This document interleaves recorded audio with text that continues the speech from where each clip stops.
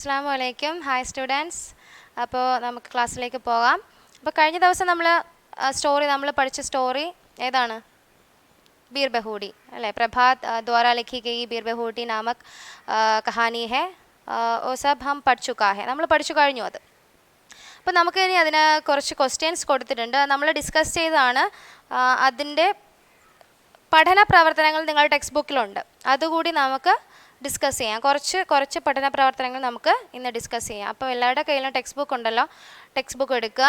Notes നിങ്ങൾക്ക് അയച്ചു തരും. അപ്പോൾ നമുക്ക് ടെക്സ്റ്റ് ബുക്ക് എടുക്കാം. അതിലെ ടെക്സ്റ്റ് ബുക്കിനകത്ത് തന്നെ ഒരു 4 ക്വസ്റ്റ്യൻസ് കൊടുത്തിട്ടുണ്ട്. നമ്മളത് പറഞ്ഞതാണ്. बादल को देखकर खड़े को नहीं ढुलाना चाहिए. बादल को देख ये है पहला क्वेश्चन. ഇതാണ് നമ്മൾ ആദ്യം പഠിച്ച ക്വസ്റ്റ്യൻ അല്ലേ? बादल को देखकर खड़े को नहीं ढुलाना चाहिए. दुकानदार ने ऐसा क्यों कहा? എന്തുകൊണ്ടാണ് ദുക്കാൻദാർ ഇങ്ങനെ പറഞ്ഞത്? स्याही भरवाने की इच्छा से साहिल ने कलम की स्याही छिड़का दी. स्याही भरवाने की इच्छा से साहिल ने कलम में जो कुछ स्याही बची थी वो ജമീൻ പർ ചിടക്കാതി. കുറച്ച് മഷി ഉണ്ടായിരുന്നത് എന്ത് ചെയ്തു? സാഹിൽ അത് ഒഴിച്ചു കളഞ്ഞു. കാരണം എന്തായാലും മഷി നിറയ്ക്കാൻ പോവുകയല്ലേ അല്ലേ? ഇസ് പ്രസംഗമേം ലേക്കിൻ ദുക്കാൻ പഹുഞ്ച് കർ ദേഖാ തോ വഹാം സ്യാഹി നഹി ഥി. അപ്പോൾ ആ സ്റ്റേഷനറി കടയിൽ ചെന്നപ്പോൾ അവിടെ സ്യാഹി മഷി ഇല്ല. ഇസ് പ്രസംഗമേം ദുക്കാൻദാറിനെ ഏസ കഹ. അപ്പോൾ ഇങ്ങനൊരു സംഭവം നടന്നപ്പോഴാണ് ദുക്കാൻദാർ എന്താണ് ഇങ്ങനെ പറഞ്ഞത്. കാരണം നമ്മൾ ഭാവിയിൽ നടക്കുന്ന കാര്യങ്ങളെക്കുറിച്ച്, വരാനിരിക്കുന്ന കാര്യങ്ങളെക്കുറിച്ച് ഓർത്ത് ഇപ്പോഴേ ഒന്നും ചെയ്യാൻ പാടില്ല. ആ മഷി കളയേണ്ടിയിരുന്നില്ല എന്നുള്ളതാണ് ഇവിടെ ഈ ദുക്കാൻദാർ പറയുന്നത്. അടുത്ത ക്വസ്റ്റ്യൻ നമ്മൾ ഇതിൽ പറഞ്ഞിട്ടുള്ളത് ദൂസറ ക്വസ്റ്റ്യൻ ഹേ. जब वह उसके पास आकर बैठी उससे नजर नहीं मिला पाई क्यों? എപ്പോഴാണോ അവൾ അവൻ്റെ അടുത്ത് വന്നിരുന്നത് അവൾക്ക് അവനെ മുഖമുയർത്തി നോക്കാൻ പോലും കഴിഞ്ഞില്ല. എന്തുകൊണ്ടാണ്? साहिल के नज़र में बेला बहुत अच्छी लड़की है. साहिल के सामने मास्टर जी ने उस पर नाराज़ हुए उसकी कॉपी सीट पर फेंक दी. क्रोध में अपनी जगह पर बैठने को ही कहा. इसलिए बेला साहिल से नजर नहीं मिला पाई. അപ്പോൾ നമ്മുടെ സാഹിലിൻ്റെ ദൃഷ്ടിയിൽ അവൾ നല്ല കുട്ടിയാണ്, പഠിക്കുന്ന മിടുക്കിയായിട്ടുള്ള കുട്ടിയാണ്.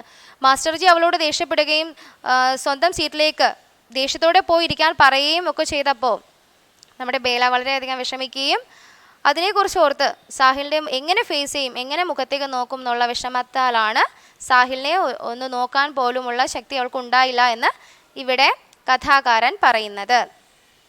ദെൻ തീസറ ക്വസ്റ്റ്യൻ. यह बारिशों से पहले की बारिश का दिन था. कहानी के इस प्रसंग में यह कैसे सार्थक होता है? ഇത് മഴക്കാലത്തിന് മുൻപുള്ള ഒരു മഴ ദിവസമായിരുന്നു. എന്തുകൊണ്ടാണ് കഥാകൃത്ത് ഇങ്ങനെ പറയുന്നത്? എന്തുകൊണ്ടാണ്? ബേല और साहिल का आखिरी मिलन मुहूर्त था. दोनों की आंखों से अश्रु की धारा बहने लगी. अतः लेखक को लगा कि यह बारिशों से पहले की बारिश का दिन था. അതായത് ബേലയുടെയും സാഹിലിൻ്റെയും കൂടിക്കാഴ്ച, അവസാനത്തെ കൂടിക്കാഴ്ചയായിരുന്നു ആ ദിവസം. അതിനുശേഷം അവർ വേറെ വേറെ സ്കൂളുകളിലേക്ക് പോവുകയാണ് അല്ലേ? അപ്പോൾ അവസാനത്തെ കൂടിക്കാഴ്ചയിൽ അവർ പരസ്പരം യാത്ര പറയുന്ന സമയത്ത് അവർക്ക് കണ്ണുകൾ നിറഞ്ഞൊഴുകുകയും വിഷമത്താൽ താങ്ങാൻ കഴിയാതെ അശ്രുക്കളാൽ കണ്ണുകൾ നിറഞ്ഞൊഴുകുകയും ആ ഒരു സന്ദർഭത്തിലാണ് ആ കണ്ണുനീർ തുള്ളിയെയാണ് കഥാകാരൻ ഇവിടെ മഴയോട് ഉപമിച്ചത്. അതായത് മഴക്കാലത്തിന് തൊട്ട് മുൻപുള്ളൊരു മഴ ദിവസമായിരുന്നു അന്ന് എന്നിവിടെ കഥാകൃത്ത് പറയുന്നത്. Then ആഖിരി question. എഹ് ബാരിഷോ സെ പെഹ്ലെ. അത് നമ്മൾ പറഞ്ഞു അല്ലേ? ഇനി ഇതിനിടയ്ക്ക് ഒരു ക്വസ്റ്റ്യൻ ഉണ്ട്. ഇൻ ബച്ചോ കോ अपने चारों ओर खेलते देखकर गांधी जी की मूर्ति ऐसी दिखाई पड़ती जैसे और समय से कुछ अधिक मुस्कुरा रही हो. इसका मतलब क्या है? അതായത് ഗാന്ധിജിയുടെ പ്രതിമ എന്താണ്, കുട്ടികൾ ഗാന്ധി സ്ക്വയറിൽ പോയി കളിക്കുന്ന സമയത്ത് ഗാന്ധിജിയുടെ പ്രതിമ മറ്റുള്ള സമയത്തേക്കാൾ കൂടുതൽ ചിരിക്കുന്നുണ്ടെന്ന് കഥാകൃത്തിന് തോന്നി. എന്താണ് അതിന് കാര്യം? അപ്പോൾ അതിൻ്റെ കാര്യം ഇവിടെ പറയുന്നുണ്ട്. ബാപ്പുജി ബच्चों को बहुत प्यार करते थे. जब ये बच्चे उनकी मूर्ति की चारों ओर खेलने लगे तो वे मूर्ति के रूप में ही सही अधिक प्रसन्न हुए और मुस्कुराने लगे. यही लेखक का मतलब. അതായത് ഇവിടെ ഇത് തന്നെയാണ്. കുട്ടികൾക്ക് വളരെ ഇഷ്ടമായിരുന്നു, ഗാന്ധിജിക്കും കുട്ടികളെ വളരെയധികം ഇഷ്ടമായിരുന്നു. അപ്പോൾ ഗാന്ധിജിയുടെ പ്രതിമയ്ക്ക് ചുറ്റും കുട്ടികൾ ഓടിക്കളിക്കുന്ന സമയത്ത് എപ്പോഴുള്ളതിനേക്കാളും കൂടുതൽ പ്രസന്നവദനായി ഗാന്ധിജിയുടെ പ്രതിമ കാണപ്പെട്ടു എന്നാണ് ഇവിടെ നമ്മുടെ കഥാകൃത്ത് പറയുന്നത്. അപ്പോൾ ഇവിടെ നമ്മുടെ 4 ക്വസ്റ്റ്യനാണ് ടെക്സ്റ്റ് ബുക്കിൽ തന്നിട്ടുള്ളത്. അത് 4 നമ്മൾ ഡിസ്കസ് ചെയ്തു, ഓൾറെഡി നമ്മൾ ചെയ്തതാണ്, ഒന്നുകൂടി ചെയ്തു. ആ ടെക്സ്റ്റ് ബുക്കിൽ കുറച്ച് ആക്ടിവിറ്റീസ് കൊടുത്തിട്ടുണ്ട്. അതായത് മിലാൻ കരേം മീൻസ് മിലാൻ കരേ എന്ന് പറയുമ്പം എന്താണെന്നുള്ളത് നിങ്ങൾക്ക് അറിയാമല്ലോ, യോജിപ്പിക്കുക, ജോയിൻ ചെയ്യുക. അപ്പോൾ ഇവിടെ കുറച്ച് ടെക്സ്റ്റ് ബുക്ക് എടുക്കുക, അതിൽ കൊടുത്തിട്ടുണ്ട് സാഹിൽ കി ആംഖേം, പെഹ്ലാ ബോക്സ് മേ സാഹിൽ കി ആംഖേം, ചൽത്തി ബീർ ബഹൂട്ടിയാ, സാഹിൽ കെ ആംസൂ, സാഹിൽ കി ചോട്ട്. ഇതാണ് first ബോക്സിലുള്ളത്. Then ദൂസറാ box may Chalti ഫിർത്തി ഖൂൻ കി പ്യാരി പ്യാരി ബൂന്തേം, ബീർ ബഹൂടി കി തരഹ് ലാൽ, ബീർ ബഹൂടി കാ റിംഗ്, ബാരിഷ് കി ബൂന്തേം. അങ്ങനെ 4 ഓപ്ഷൻ കൊടുത്തിട്ടുണ്ട്. അപ്പം നമുക്ക് ഫസ്റ്റ് ഓപ്ഷൻ നോക്കാം. സാഹിൽ കി ആംഖേം, സാഹിലിൻ്റെ കണ്ണുകൾ എന്തിനോടാണ് ഇവിടെ ചേർക്കേണ്ടത് എന്നുള്ളത് നമുക്ക് നോക്കാം. ഇപ്പം ഫസ്റ്റ് ഓപ്ഷൻ ചൽത്തി ഫിർത്തി ഖൂൻ കി പ്യാരി പ്യാരി ബൂന്തേം, അതല്ല ബീർ ബഹൂടി കി തരഹ് ലാൽ. എന്താണ് എൻ്റെ ആൻസർ? ബീർ ബഹൂഡിയെ പോലെ ചുവപ്പ് നിറത്തിലാണ് സാഹിലിൻ്റെ കണ്ണുകൾ കാണപ്പെട്ടത്. അപ്പോൾ അതാണ് അതിൻ്റെ ആൻസർ. സാഹിൽ കി ആംഖേം ബീർ ബഹൂടി കി തരഹ് ലാൽ. देन दूसरा चलती बीर बहूडियाँ, सो उसका आंसर है चलती फिरती खून की प्यारी प्यारी बूंदे. അങ്ങനെയാണല്ലോ ബീർ ബഹൂഡിയെ എങ്ങനെയാണ് ഇവിടെ കഥാകൃത്ത് ഉപമിച്ചത്? ചൽത്തി ഫിർത്തി പ്യാരി ഖൂൻ കി ബൂന്തേ. ദെൻ തീസറ സാഹിൽ കെ ആസു, സാഹിലിൻ്റെ കണ്ണുനീർ എന്തിനോടാണ് ഉപമിച്ചത്? സാഹിൽ കെ ആസു യഹാ ഹെ ബാരിഷ് കി ബൂന്തേ, ബാരിഷ് മഴയുടെ മഴത്തുള്ളി പോലാണ് സാഹിലിൻ്റെ കണ്ണുനീർ തുള്ളിയെ കഥാകൃത്ത് ഇവിടെ ഉപമിച്ചത്. ദെൻ ആഖിരി ഹെ സാഹിൽ കി ചോട്ട്, സാഹിലിൻ്റെ മുറിവ് എന്തിനോടാണ് ഉപമിച്ചത്? സാഹിൽ കി ചോട്ട്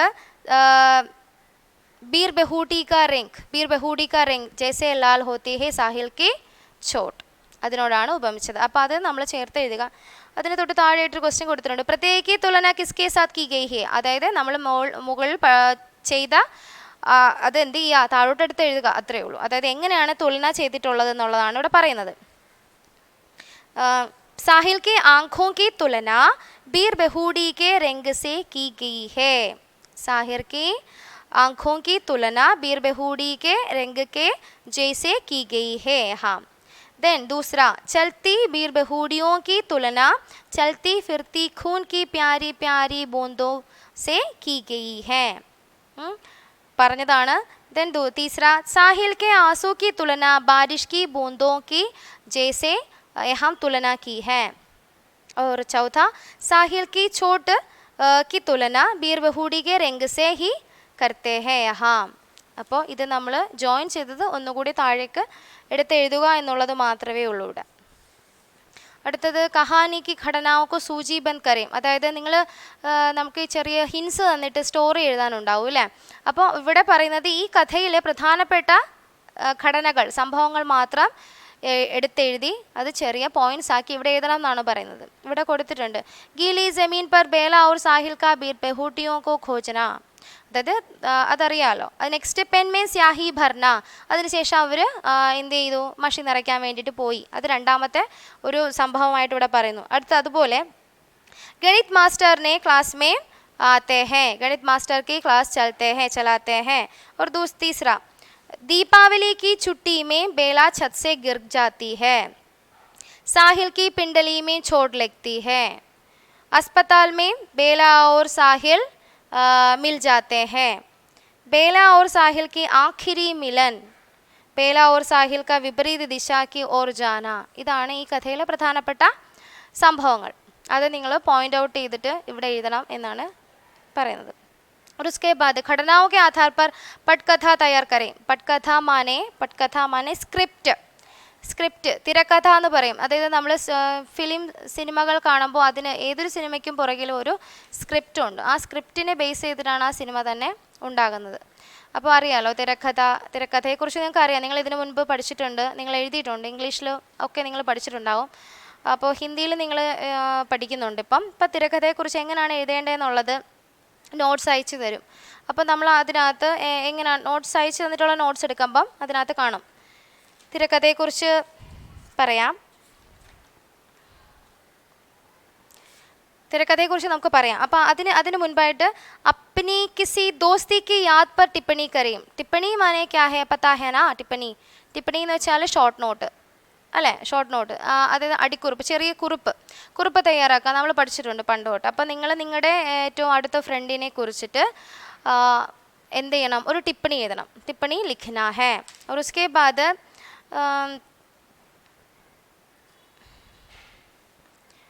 उसके बाद हम തിരക്കഥയെക്കുറിച്ച് നമുക്ക് പറയാം. പട്കഥ മാനെ ക്യാ ഹേ? പട്കഥ ഇവിടെ പറയുന്നത് ചലച്ചിത്രത്തിനായോ ടെലിവിഷൻ പ്രോഗ്രാമുകൾക്കായോ ഹ്രസ്വചിത്രങ്ങൾക്കായോ നമ്മൾ ദൃശ്യങ്ങളെ എഴുതി വെക്കുന്ന രേഖകളെയാണ് തിരക്കഥ എന്ന് പറയുന്നത്. ഒരു ദൃശ്യത്തിൽ അടങ്ങിയിട്ടുള്ള സ്ഥലങ്ങൾ, സംഭാഷണങ്ങൾ, കഥാപാത്രങ്ങൾ, ശബ്ദം, അംഗചലനങ്ങൾ തുടങ്ങി അതിലെ എല്ലാ കാര്യങ്ങളും ഈ തിരക്കഥയിൽ അവർ എഴുതിയിട്ടുണ്ടാവും. ഒരു തിരക്കഥ നിരവധി അംഗങ്ങളായിട്ടാണ്, അതായത് സീനായിട്ടാണ് കാണിക്കുന്നത്.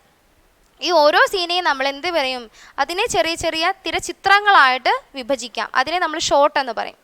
തിരക്കഥ സിനിമ ഷൂട്ടിംഗ് കണ്ടിട്ടുള്ളവർക്ക് അറിയാം, അല്ലെങ്കിൽ നമുക്ക് കാണാനിപ്പോൾ ഒരുപാട് വഴികളുണ്ടല്ലോ.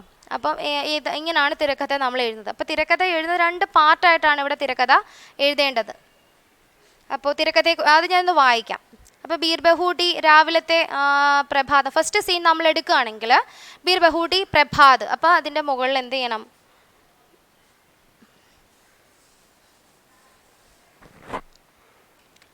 ഇപ്പം ഇങ്ങനെ ബോക്സ് ആയിട്ടായിരിക്കും നമ്മൾ വരയ്ക്കണം. ഇതിൻ്റെ മുകളിൽ നമ്മൾ എന്ത് ചെയ്തു?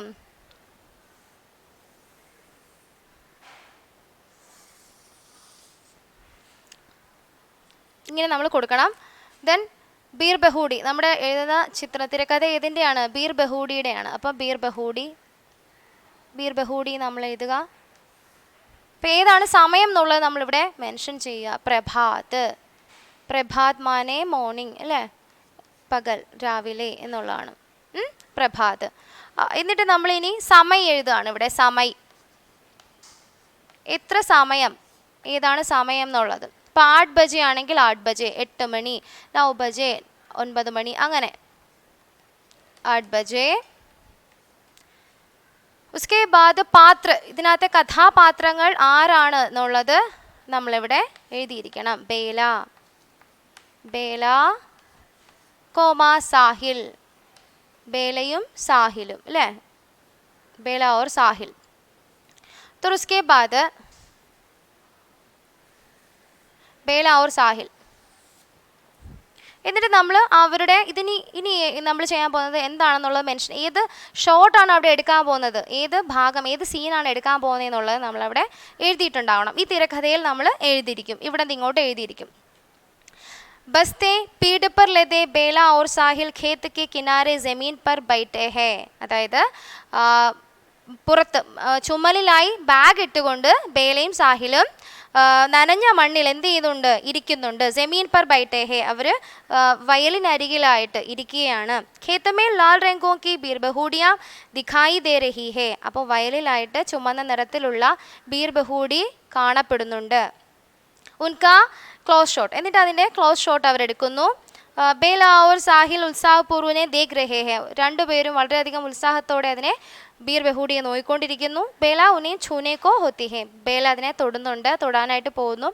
അപ്പോൾ ആ സമയത്ത്, അപ്പോൾ ഇത്രയും ഘടന നമ്മളിവിടെ ഇങ്ങനെ എഴുതിയിരിക്കണം. ഇങ്ങനെ ബേല ഓർ സാഹിൽ ഖേത് കി ഓർ ജാത്തെ ഹേ വഹാ ബൈഠ് കർ ഉസെ ബീർ ബഹൂഡിയോ കോ ദേഖ് രഹി ഹേ ഓർ തബ് ക്യാ കർത്തെ ഹേ തബ്. എന്നിട്ട് അവരുടെ വാർത്താലാപ്, അവരുടെ സംഭാഷണങ്ങൾ എഴുതണം. അപ്പോൾ ആ സംഭാഷണങ്ങൾ എഴുതേണ്ടത് അടുത്ത കോളത്തിലാണ്. അപ്പോൾ ഇതിനായിട്ട് ഇവിടെ എഴുതിയതിന് ശേഷം ഇവിടെ ആരാണ് റോൾ, ഏത് ക്യാരക്ടറാണ് അവിടെ സംസാരിക്കുന്നതെന്നുള്ളത് എഴുതുക. സാഹിൽ ആണെങ്കിൽ സാഹിൽ എന്താ പറയുന്നത്? സാഹിൽ പറയുകയാണ്, ബേല ദേഖോ ഇസ് ബീർ ബഹൂഡി കാ രംഗ് തുമാരെ റിബൺ കെ ജൈസെ ലാൽ ഹേ. നോക്കൂ ബേല. അപ്പോൾ ഇവിടെ നമ്മൾ ആ പാരഗ്രാഫ് സെൻറ്റൻസ് എന്താണ് സംസാരിക്കുന്നതെന്നുള്ളത് നമ്മളവിടെ എഴുതുക. ബേല ദേഖോ ഇസ് ബീർ ബഹൂഡി കാ രംഗ് തുമാരി റിബൺ കി ജൈസെ ലാൽ ഹേ, അതിവിടെ എഴുതുക. അതിനുശേഷം പിന്നെ തിരക്കഥ ഈ കോളത്തിൽ ബേല अनसुना करके ബീർ ബഹൂടി को देख रही है स्कूल की पहली घंटी बजती है. അപ്പോൾ ആ സമയത്ത് ബേല ഇതൊന്നും കേൾക്കുന്നില്ല. സാഹിൽ പറയുന്നത് കേൾക്കാതെ ബേല ഈ ബീർ ബഹൂടിയെ തന്നെ നോക്കിക്കൊണ്ടിരിക്കുകയാണ്. ആ സമയത്ത് സ്കൂളിലെ ഫസ്റ്റ് ബെൽ അടിക്കുന്നു എന്നുള്ളത് നമ്മൾ ഹിന്ദിയിൽ ഇവിടെ എഴുതണം. അപ്പോൾ അടുത്തതും എഴുതി കഴിഞ്ഞതിന് ശേഷം അടുത്ത ആൾ സംസാരിക്കുന്ന വീണ്ടും സാഹിൽ തന്നെയാണ് സംസാരിക്കുന്നത് അല്ലേ. സാഹിൽ പറയുകയാണ്. എന്തോ പറയുന്നത് സാഹിൽ? ബേല തുമ്നെ കുച്ച് സുനാ, നീ എന്തെങ്കിലും കേട്ടോ ബേല? നമ്മുടെ ടെക്സ്റ്റ് ബുക്കിൽ ആദ്യത്തെ പേജിൽ തന്നെ ഈ സംഭവങ്ങളുണ്ട്. അപ്പോൾ അതിനെ നിങ്ങൾ എന്ത് ചെയ്യുക?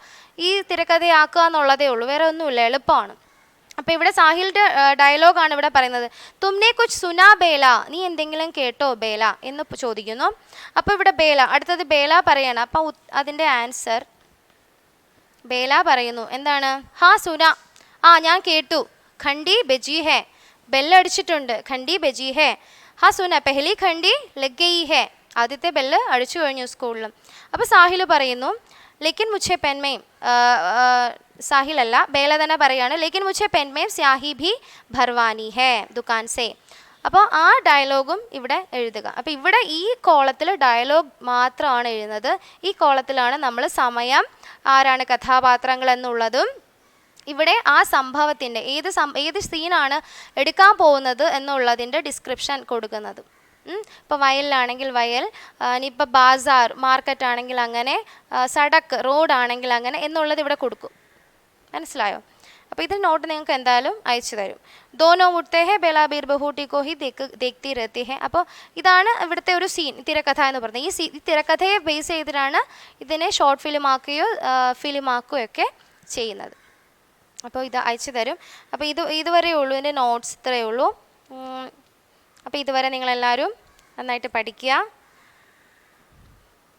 എന്തെങ്കിലും ഡൗട്ട് ഉണ്ടെങ്കിൽ ചോദിക്കുക. അടുത്ത ലൈവ് ക്ലാസ്സിൽ ഡൗട്ട്സ് നമ്മൾ ക്ലിയർ ചെയ്ത് തരുന്നതായിരിക്കും. പാഠം നന്നായിട്ട് വായിക്കുക, ടെക്സ്റ്റ് ബുക്ക് നന്നായിട്ട് വായിക്കുക, ക്വസ്റ്റ്യൻ ആൻസർ പറഞ്ഞതുപോലെ തന്നെ വായിച്ച് മനസ്സിലാക്കി എടുക്കുക.